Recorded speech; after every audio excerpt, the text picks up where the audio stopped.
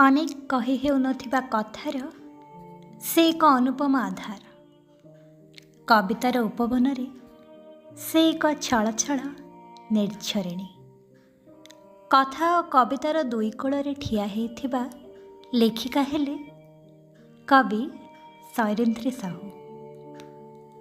ତାଙ୍କରି ପ୍ରିୟତମେଷୁ କବିତା ସଂକଳନର ଏକ କବିତା ଚାଲନ୍ତୁ ଶୁଣିବା। ତମେ ଜାଣ, ମୁଁ କସ୍ମିନ୍ କାଳେ ଖୋଲିପାରିବିନି କବାଟ।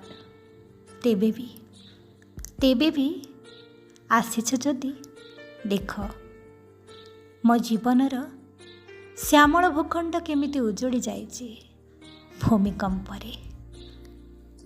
ତମ ମୋ ମଝିରେ କାଚ କାନ୍ଥଟେ ସଦାକାଳ ସମ୍ପର୍କର କଥା କହେ, ଯେଉଁଠି ହାତ ବଢ଼େଇଲେ ନା ଛୁଇଁ ହୁଏ, ନା କିଛି ଦେଇ ହୁଏ, ନା ନେଇ ହୁଏ।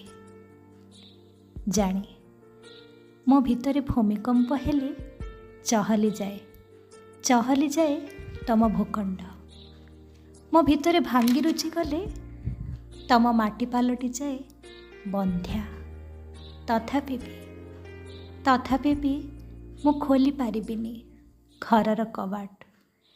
ପାଖକୁ ଯାଇ ତମ ପାଦକୁ ଧୋଇ ପାରିବିନି ମୋ ଆଖିର ଗଙ୍ଗାରେ। ଅଥଚ କାଚ କାନ୍ଥର ସେପଟରେ ବତିଟିଏ ଜାଳିଦେଲେ ତମେ କଟିଯାଏ ମୋ ଜୀବନର ଅନେକ ଅନ୍ଧାର।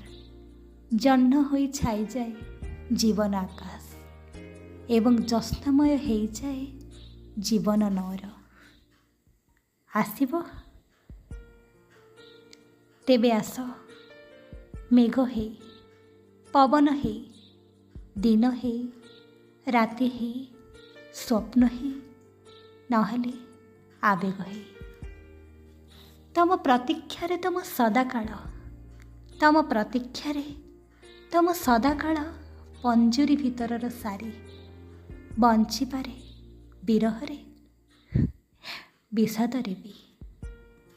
ଜାଣେ, ତମେ ବି ଡେଇଁପାରିବନି ପାପ ପୁଣ୍ୟର ସୀମାରେଖା, ଭାଙ୍ଗି ପାରିବନି କବାଟ। ଜଳୁଥିଲେ ବି ଛାତି ତଳର ବନସ୍ଥ ଗଙ୍ଗା ଜଳରେ ଲିଭେଇବାକୁ ଚାହିଁବନି ସେ ନିଆଁ। ଯାହା